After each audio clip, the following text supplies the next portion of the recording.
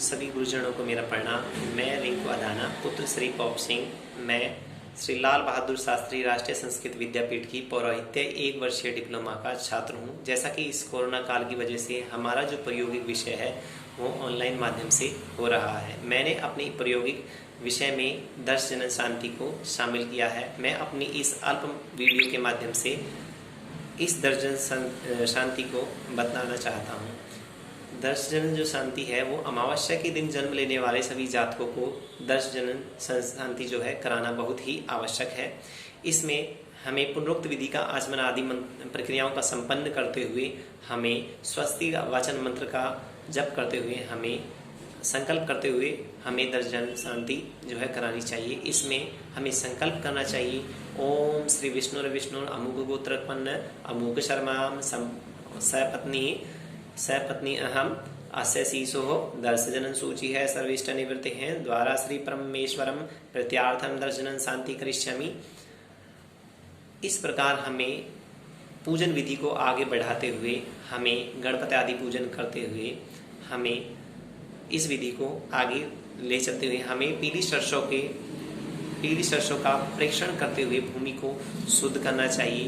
तदांत स्थापित स्थांडिल में एक कलश स्थापित करके उसमें पंचगव्य वट, गूलर, पीपल, आम, नीम के वृक्षों की जड़, छाल, पत्ते तथा पंचरत्न को डालकर 2 वस्त्रों में कलश को आविष्टित कर लेना चाहिए।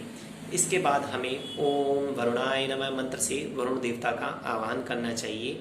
इसके बाद हमें अपने पितर देवताओं को विभिन्न प्रकार की मूर्तियों के माध्यम से आवाहन करना चाहिए, मंत्रों के साथ आवाहन करना चाहिए। जैसे कि अपने पितर देवता को हमें स्वर्ण की मूर्ति के माध्यम से हमें आवाहन करना चाहिए निम्नलिखित मंत्र के माध्यम से। ओम भूर्भुवः स्वः पित्राय इह गच्छ इह तिष्ठ। इसके उत्तर में हमें रजत की प्रतिमा से सोमदेव को आह्वान करना चाहिए। ओम भूर्भुवः स्वः सोम इह गच्छ इह तिष्ठ। इसके उत्तर में हमें ताम्र की मूर्ति से हमें सूर्यदेव का आह्वान करना चाहिए। ओम भूर्भुवः स्वः सूर्य इह गच्छ इह तिष्ठ। इस प्रकार हमें अपने देव देवताओं को आह्वान करते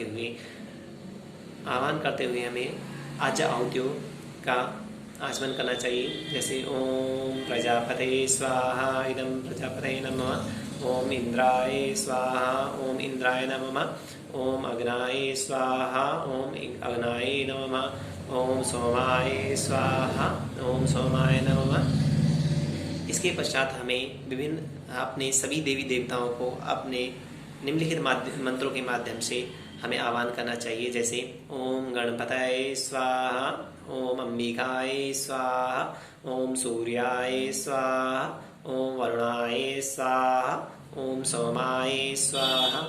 निम्नलिखित मंत्रों के माध्यम से हमें सभी देव देवताओं को आह्वान करना चाहिए। इसके पश्चात नारियल में कलवा अभिष्टित करके 12-5 शुभ्र घी में सूची में डालकर उसके ऊपर नारियल स्थापित करके हमें ओम पूर्णाहुतिये नमः मंत्र से पूर्ण पूजन करते हुए सूची को उठाकर पूर्ण आहुति देनी चाहिए। इसके बाद अग्नि में एक बार प्रदक्षिणा अर्थात परिक्रमा करके के पश्चात हमें बैठ जाना चाहिए और कुंडल के इस भाग से शुभ्र द्वारा भस्म निकालकर हमें अपने अनामिका उंगली से अपने ललाट में भस्म को अपने ललाट में, अपने ग्रीवा में, अपने हृदय प्रदेश में, अपने दक्षिण भाग की मूल में लगा लेना चाहिए। और हमें इस प्रकार ब्राह्मण आदि को भोजन कराते हुए सभी यज्ञमानों को भोजन कराते हुए इस विधि को संपूर्ण किया जाता है। नमस्कार।